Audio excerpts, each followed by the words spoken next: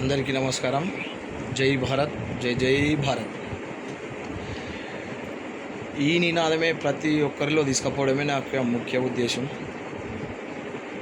అయితే ఈరోజు ఈ వీడియో చేయడానికి ప్రధాన కారణం ఏమిటంటే,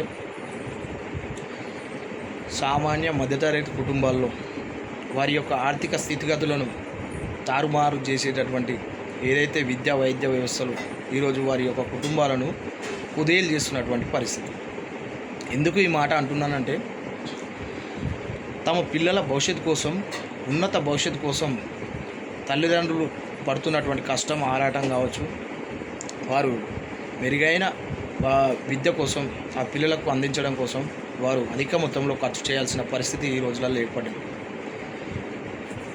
అదే స్థాయిలో ఎవరైనా వారి కుటుంబంలో అనారోగ్యానికి గురైతే వారికి మెరుగైన వైద్యం కోసం కార్పొరేట్ స్థాయి హాస్పిటళ్లలో చేరినప్పుడు వాళ్ళు పడే బాధ అంతా ఇంత కాదు.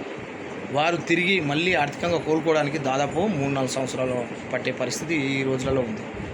కాబట్టి ఏదైతే తల్లిదండ్రులు కష్టపడి పిల్లల్ని చదివించుకోవడానికి దాదాపు వాళ్ళు 70-80% విద్య మీదనే ఖర్చు చేయాల్సిన పరిస్థితి, దాచుకున్న సొమ్మేమో వైద్యానికి ఖర్చు అవుతుంటే, ఇక్కడ రోజువారీగా నెలకు మరి వారు ఏదైతే సంపాదిస్తారో అందులో అధిక మొత్తం మరి వాళ్ళ తమ పిల్లల భవిష్యత్తు కోసం అధిక మొత్తంలో విద్య ఖర్చు చేయాల్సిన పరిస్థితి ఏర్పడింది. దయచేసి ఏదైతే కేంద్ర రాష్ట్ర ప్రభుత్వాలు ఇప్పుడు సామాన్యులను ఆర్థికంగా వారిని మెరుగుపరచడం కోసం ఏదైతే పథకాలు కావచ్చు, ఇంకేదో రకంగా ఎన్నో రకాలుగా వాళ్ళు చేస్తున్నటువంటి కార్యక్రమాలు ఏవైతే ఉన్నాయో, వాటికన్నా ముఖ్యంగా ఏదైతే సామాన్యులపై పెనుభారంగా ఉన్నటువంటి విద్యా వైద్యాన్ని, మెరుగైన విద్యా వైద్యాన్ని ప్రతి పేదవాడికి అందే విధంగా కేంద్ర రాష్ట్ర ప్రభుత్వాలు తీసుకురావాలని, మెరుగైన విద్యా వైద్యాన్ని ప్రతి ఒక్కరికి అందించాలని ఈ వీడియో ద్వారా కేంద్ర రాష్ట్ర ప్రభుత్వాలను నేను కోరుతున్నాను.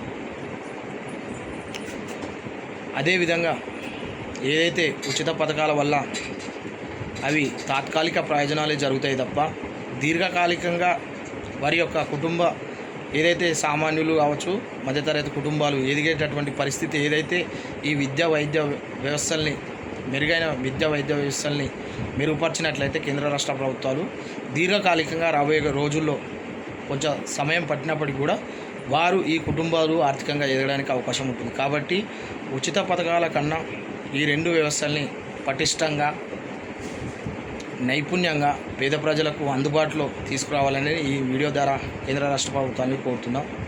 Thank you. ఈ మెసేజ్ చివరన ఇలా ఉండాల్సిందే. జై భారత్, జై జై భారత్. Thank you.